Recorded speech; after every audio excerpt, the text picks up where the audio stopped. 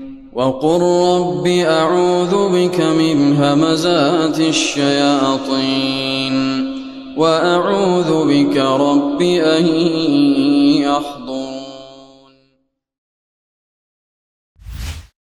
Bismillahirrahmanirrahim. Alloh taologa hamd sanolar, payg'ambarimiz Muhammad sallallohu alayhi va sallamga salovat va salomlar bo'lsin. Yomonliklardan panoh tilangan 40 hadis darsimizni davom ettiramiz. Bugun Alloh nasib etsa 34-hadis bilan tanishib chiqamiz. Maqal ibn Yasor roziyallohu anhu aytadilar: Rasululloh sallallohu alayhi va sallam Abu Bakr Siddiq roziyallohu anhuga bunday dedilar: Jonim qo'lida bo'lgan zotga qasamki, shirk tim qorong'ida qora tosh ustida o'rmalab ketayotgan chumolidan ham maxfiy. Shuning uchun sizga bir duo o'rgataman. Shu duoni o'qib yursangiz, shirkning ozi ham, ko'pi ham sizda bo'lmaydi. Allohumma inni a'udhu bika an ushrika bika va ana a'lam va astaghfiruka lima la a'lam. Allohim, men sendan bilib turib, senga biron narsani shirk keltirishdan panoh berishingni so'rayman va bilmasdan qilgan qilmishlarimga istig'for aytaman. O'zing kechir.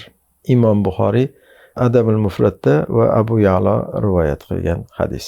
Bu hadis sharif amalida ixlos bo'lishini, xolisan lilloh amal qilishni istagan kishi katta yu kichik shirkdan saqlanishi lozim ekanini ko'rsatadi. Alloh taolo Qur'oni Karimda aytadiki: "Va ma yu'minu aktsaruhum billahi illa va hum mushrikun." Ularning ko'plari Allohga faqat mushrik bo'lgan hollaridagina iymon keltiradilar. Yusuf surasi 106-oyat. Ayrim insonlar Alloh ularning yaratuvchisi, rizq beruvchisi va barcha narsaning xoliqi ekaniga va ibodatga yolg'iz o'zi haqli ekaniga iqror bo'lishadi. Biroq ayni paytda unga qo'shib but sanamlarga, qabrlarga, kimlardir xo'jayiniga, avliyolarga, ziyoratgohlarga borib, o'sha yerda dafn qilinganlarga ham ibodat qilishadi. Inson shirk haqida to'liq bilimga ega bo'lsa, qorong'i zim-ziyo kechada qora tosh ustida o'rmalab ketayotgan qora qumursqadan, ya'ni chumoli deymiz, chumolining eng kichkinasini qumursqa deydi. Qora qumursqadan ham yashirin shirklar borligini bilsagina shirkdan mukammal saqlana oladi. O'zi o'ylang, o'zi qorong'i, zim-ziyo kecha. Uning ustiga tosh qora tosh ustida o'rmalab ketayotgan qora qumursqa ko'z ko'rmaydi degani. Shunaqa darajada yashirin shirk bor. Mana shirk amallar bor, inson o'zi bilmaydi, shirk qilib yurgan bo'ladi. Mana shu katta kichik shirkdan saqlanishga harakat qilish kerak musulmon odam. Yuqoridagi oyat juda xatarli, musulmon odam uchun juda zeriy bo'lishga undaydi. Va ma yu'minu aktsaruhum billahi illa va hum mushrikun. Ularning ko'plari Allohga faqat mushrik bo'lgan hollardagina iymon keltiradilar. Alloh asrasin. Shuning uchun musulmon odam shirkki katta kichigidan saqlanishga harakat qilish kerak. Uning uchun shirkka o'rganish kerak. Shirk amallari nima? Shularni o'qib, so'rab, surishtirib bilib olish kerak. Ixlos juda muhim va shu bilan birga nihoyatda qadrli amal. Bunga erishish, tavhidni himoya qilish va shirkdan saqlanish uchun inson astoydil harakat qilishi, nafsi va shayton layn bilan ayovsiz kurash olib borishi kerak bo'ladi. Shu o'rinda shirk bo'lgan bir qancha ishlarni sanab o'tsak.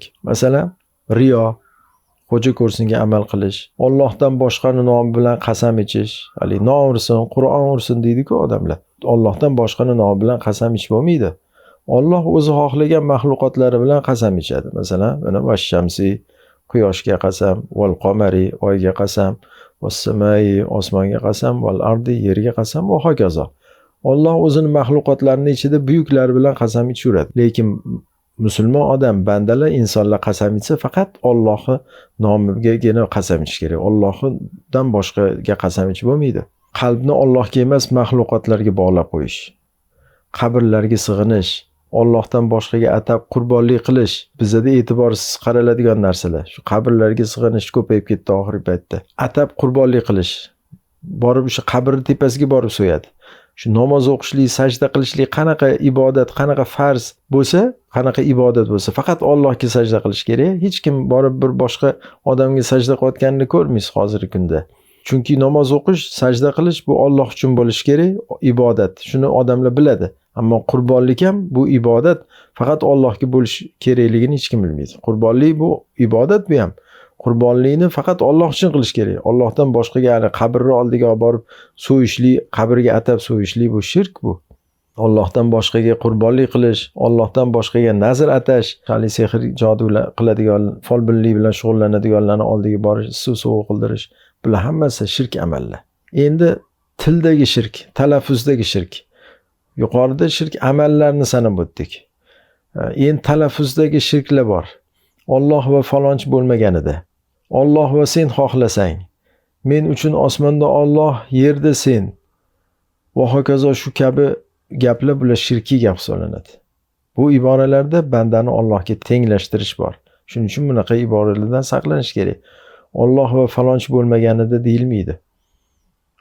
Men uchun osmonda Alloh, yerda sen. Ya, Alloh osmonda ham, yerda ham iloh. Osmonda ham Alloh, yerda ham Alloh. Mana shular kabi shirk bo'lgan ayrim amallar o'rmalab ketayotgan chumolidan ham maxfiy. Bularni shirk ekanini ko'pchilik bilmaydi ham.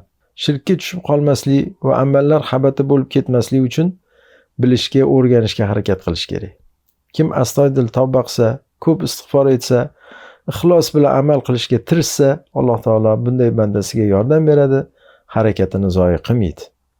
Ibn Qoyim rahimahulloh aytadi: shirk faqat mushrik va kofir kimsalardagina emas, balki Allohdan o'zga iloh yo'q deb iqror bo'lgan, foyda ham zarar ham Allohdan, beradigan ham, man etadigan ham Alloh, Alloh sherigi yo'q, yagona iloh, undan o'zga haq iloh yo'q deb e'tiqod qiladigan odamlarda ham shirk uchrab turadi.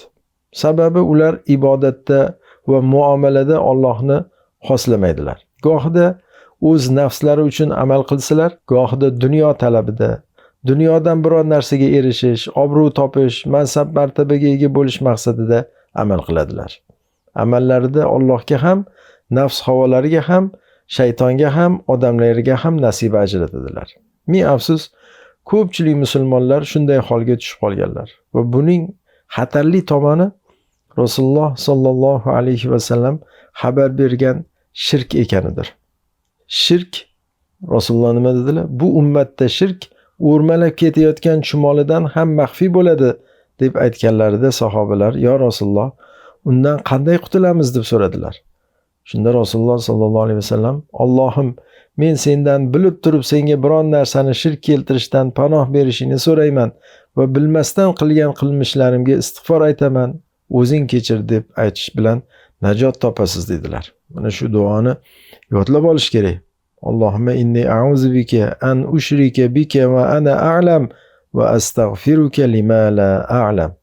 Allohim, men sendan bilib turib senga biron narsani shirk keltirishdan panoh berishingni so'rayman va bilmasdan qilgan qilmishlarimga istig'for aytaman, o'zing kechir.